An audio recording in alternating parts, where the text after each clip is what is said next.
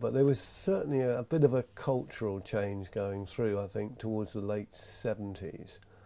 That's when I think the name Strikeforce suddenly arose.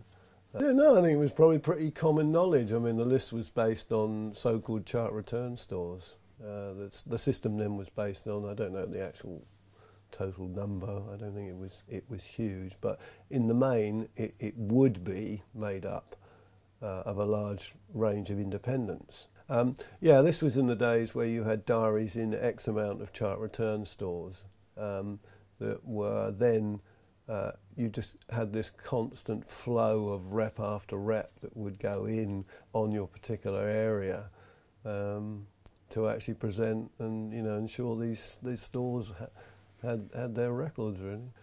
Well, most major record companies, I think by sort of 1980, would have had their own single sales team, which would have probably been, as a rough guide, 10 to 12 people per team to cover the whole of the UK. Outside of that, there had been a number of promotions companies that had grown up, which are, again, probably similar in size, probably 12 people servicing the whole of the UK. And they were picking up business from the smaller labels who weren't big enough to have their own sales structure as such. But also there was a bit of overflow going on as well. Bigger companies, the bigger record labels, probably due to pressure from artist management, were also not only have got their own singles teams, but are actually putting work outside. If I could sort of gauge it in a way, I don't know why, but the American-based labels seem to be more sort of keen to actually give more product away, whereas Polygram in particular, I think, were a little bit more careful with their freebies, their FOCs, or they would do deals, you know, sort of 3-in-1, 2-in-1, etc.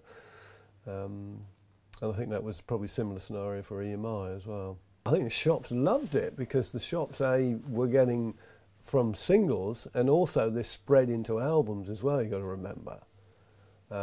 They were getting a service which certainly enabled them to compete, because all along the line, Woolworths, which were pretty powerful in those days, were a huge part of the market and were obviously very price conscious. So if you're an independent retailer, then at least if you're getting, you know, that type of service and some of it turns out to be free, then it's giving you some extra margin to work on. Certainly when I first worked in single sales, as we called it, was 81, it was the diaries. They were still in evidence, but I think the terminals came in not long after that, whether it was 82, 83 or whatever, but they were in. But same scenario in a way, isn't it? In a way, you were still looking for quite substantial support from the retailers to play the game, which obviously many of them did.